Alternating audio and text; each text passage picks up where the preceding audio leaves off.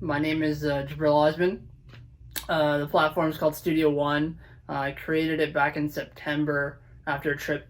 I came back from London because I've written for Clash and the 405, and I was thinking about moving there. But then a lot of people were like telling me before I move away from Toronto, maybe I should like start my own thing. So I started. Yeah. So I started Studio One with like the intent of like interviewing artists that I really want to interview, like yourself, interviewing like international acts, local acts, giving like people like a platform to like speak their mind, things like that. And that was kind of like the overall goal. So it's amazing to get you on the platform. Um, but yeah, before we even get really started, like how are you doing with everything that's going on in the world? You know, Oh, right? well, I've definitely adapted to it now. Like, it was weird at first. I was so bored with my life and, like, had to find ways to be, like, active and do things, um, which was really difficult at first. But, like, I started to adapt to it and started to figure out ways to be productive. Um, but, like, that's easier said than done. I was sitting in my bed for almost 2 months, just literally doing nothing. Yeah. Same with me. At the start, it's like, okay, I'm gonna watch movies, I'm gonna catch up on things, and then slowly but surely, you're like, wait, this is like, I've watched 30 movies now. Like, Yeah. it's getting hectic. But yeah, before we get started with the questions, can you just like briefly introduce yourself, and then we'll get started. Hello, I'm Anna Sofia. Cool. Now, I know really early on, your creative side. I know you started dancing and then you parlayed into piano. Tell me about what it was like, I guess, early on and when music really started to creep into your life. Well, I like was never into sports. I never even tried sports. I like have always like hated that side. And so I started immediately with dance and piano. I really enjoyed myself. And I knew that this was like something I'd always wanted to do since I was really, really young.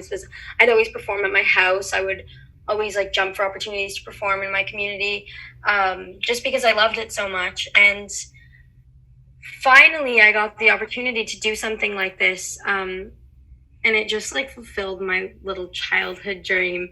Um, and so it feels really great because I never, like I said, I never loved sports. Even in school, there were just so many different subjects that I was never interested in. But then when I got to music class and art class, I was like so in tune with like everything. I was so like in the zone. So it just made me realize that like I'm not gonna enjoy anything else other than music for like a full time career. So yeah, like I just basically I've like always known that I've wanted to do this, and starting at such a young age helped me prepare myself a lot for this. Just being familiar with a lot of instruments and being familiar with being on stage. So I'm glad I started at a really young age because it just helped me prep for all of this stuff now. Yeah. And I know you, I read, you grew up in Collingwood, just outside of Toronto. Talk to me about how growing up there helped with, your songwriting and your experiences and how that parlayed into the music you would write. Talk about like that and the difference between the two, I guess, living in a small town in that area and a big city. Um, well, I live in a very small town, so anything gets around like this, like it's so fast. So there was always like drama.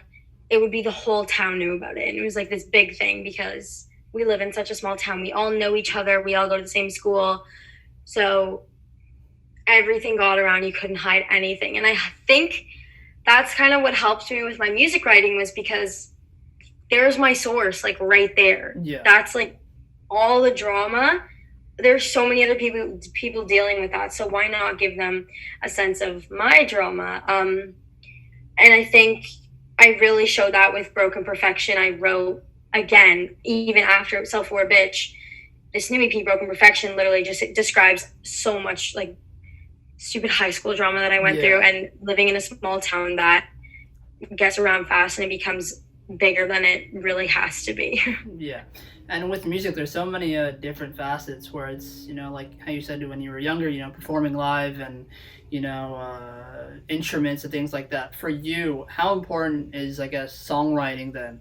Because I know I've read like being you and authentically you is so important in your music and who you are as a person.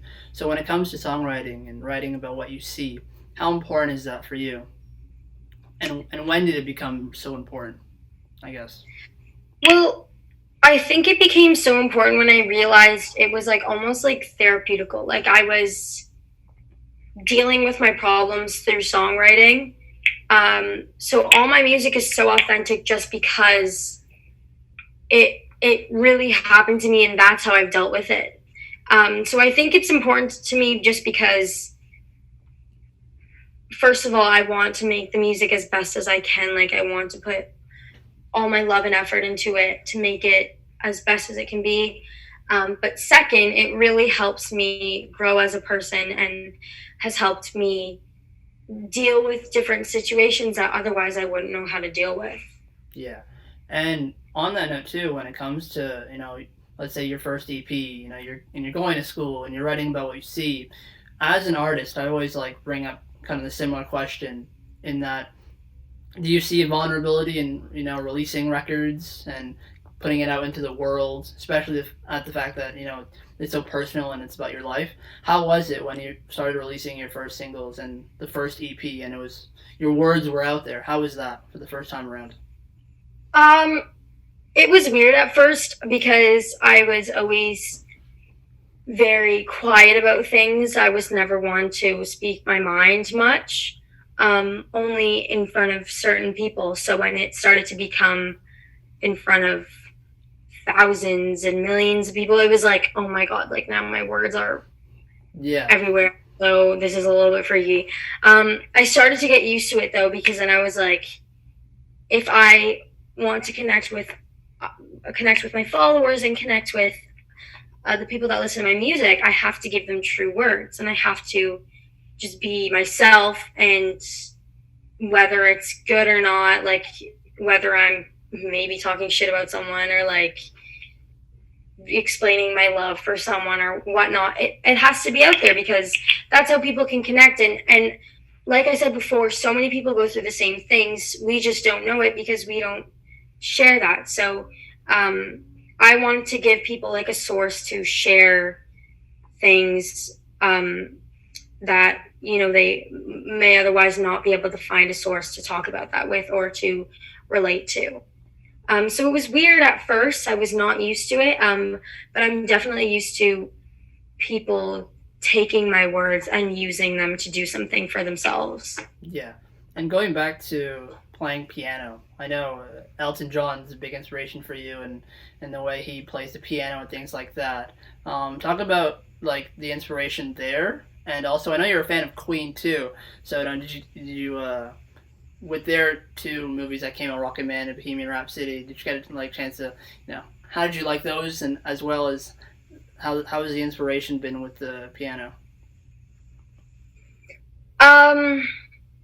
Those two, well, Queen and Elton have literally, I've always been obsessed with them. Like I've loved their music.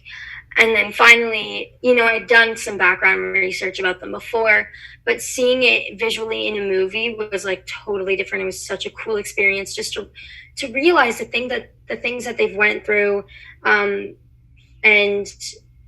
it gave me like a sense of comfort and a sense of relief because I was worried, there were people that didn't like Elton. There were people that didn't like Queen. But in the end, now they're where they are. And I think that gave me a sense of relief. Like I thought everyone had to like me. Otherwise, like I would be nothing. Yeah. But I realized that nobody has to like me, or not everyone has to like me. And so that's what I got out of the movies for sure, was like, that not everyone's going to like you. You don't have to worry about it. And on the music side, I was just so influenced by the fact of like how musical the music is. I know that sounds weird, but how musical and theatrical the music is. That was really inspiring. I really wanted to add that in my music. So you can kind of hear that especially in Broken Perfection, I was really inspired both by Bohemian Rhapsody. That was like the song that was like totally inspired by Bohemian Rhapsody.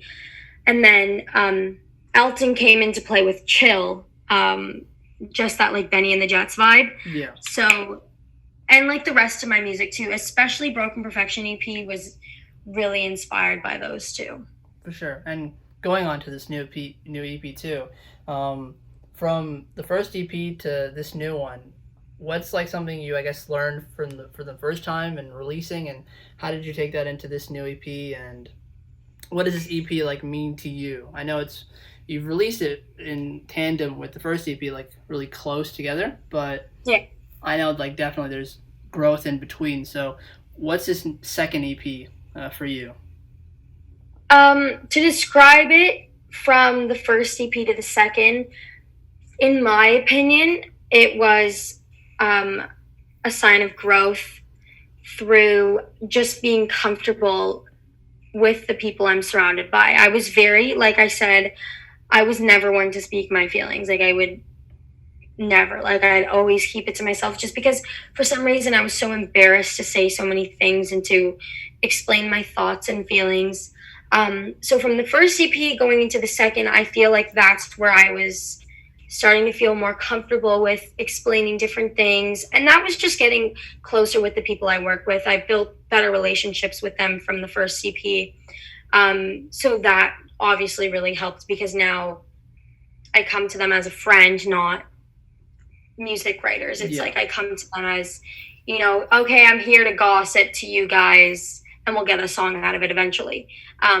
But first it just starts with being comfortable with the people you're around. And I think you can see that change lyrically a lot through the first EP going into the second EP. And musically, personally, I think I stepped out of the box. I think I've finally started to experiment with different things. I started to try new things and you know, not be afraid to make mistakes. I was just messing around with my producer. Yeah. And you know, we found something that we really like, and honestly, I think you can hear that change as well. Maybe it's just me because I felt it personally, but my producer and I heard like that change from the first EP to the second, just being more comfortable in my space and stepping a little bit outside the box and exploring my world. So yeah, I think that was the switch from the first EP, was just feeling wise and being able to express that and sonically. Yeah. And watching your videos, and especially the video where you interview yourself, how important is it for you to get your vision out and your visuals?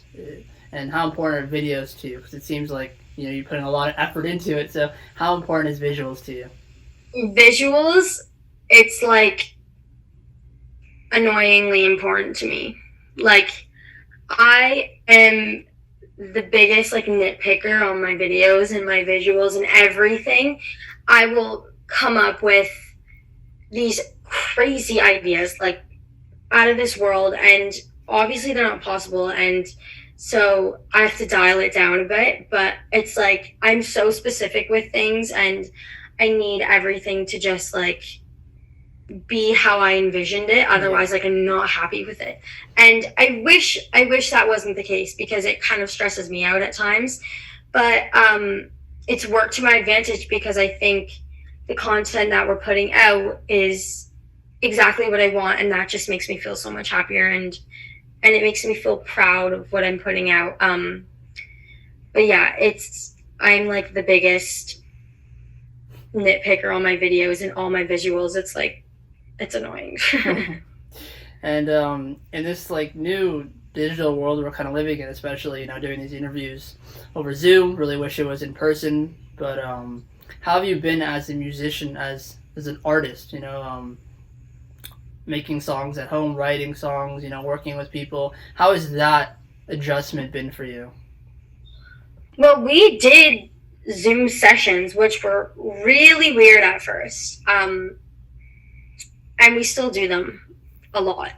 But they were really weird at first. I started to get used to them, but I was like, hey, how am I supposed to track vocals? Like, I'm gonna write a song and literally have no vocals to it. Yeah. So then I invested in like my own mini studio, and I built like a little studio in my room.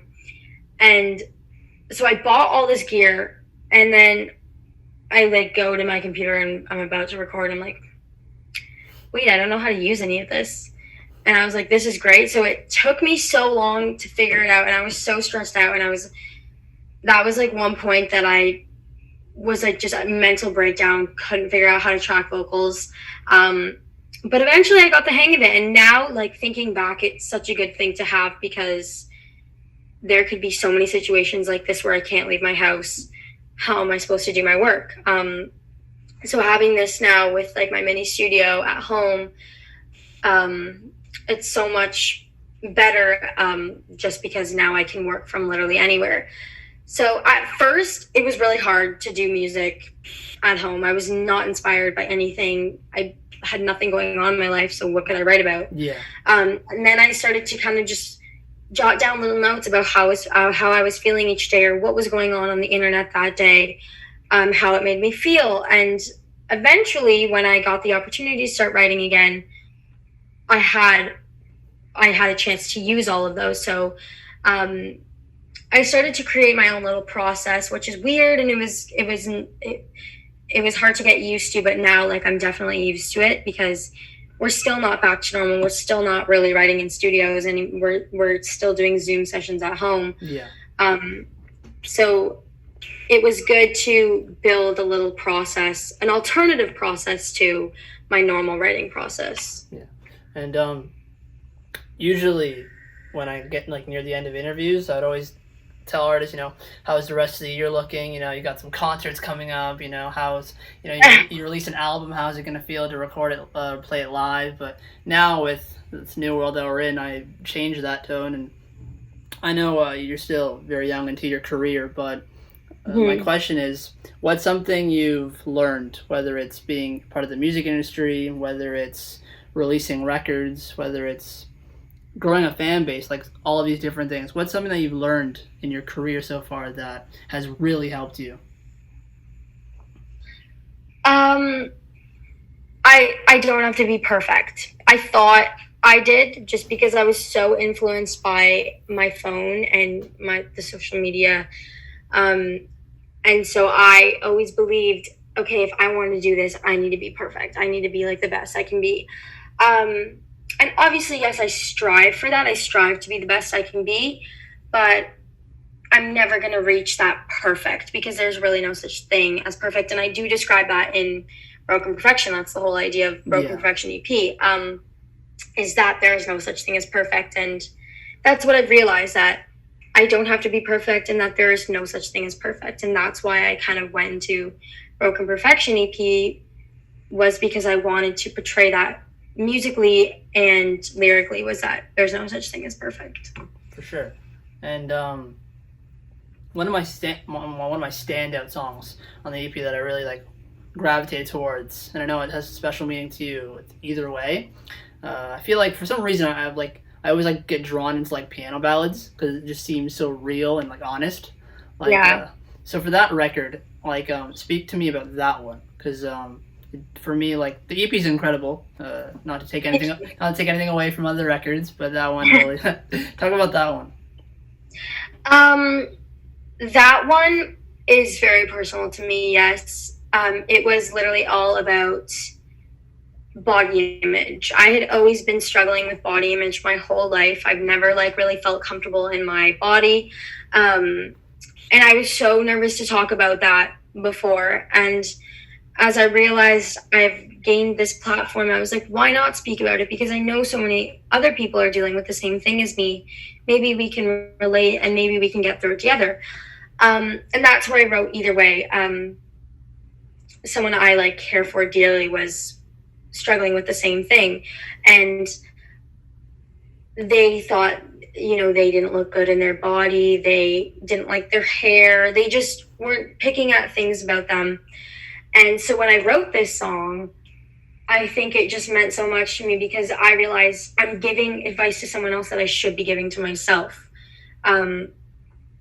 So that's why it's so personal to me, just because I wrote it for someone else, but the advice just bounced right back to me. That's literally what I should be telling myself. And that's why I put it out, because I wanted to let everyone else know that too, that's struggling with the same thing as me, that, you know, you're beautiful either way. No one's going to judge you for the way you look.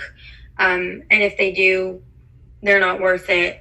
And that you should be proud of who you are and be happy in your body. And I know it's easier said than done, because I've gone through it and I still go through it. Yeah. But that's why it's so personal to me, is just because it was all about something that I've been struggling with for like all of my life. Cool. On a final note, just want to say, thanks again for being on Studio One. Yeah, thank you for having me. As much as the platform, highlight international acts, acts across Canada, the most important thing to me is highlighting Toronto acts. So I just want to say your music is really great. Thanks for having this conversation, and I can't wait to see you live and to get this in person again, But, yeah. Well, thank you for having me. It was really fun. I definitely hope we can meet in person one day. There's so many people that like I'm meeting, and I'm like, right, I want to meet you in person, but I can't. 2020.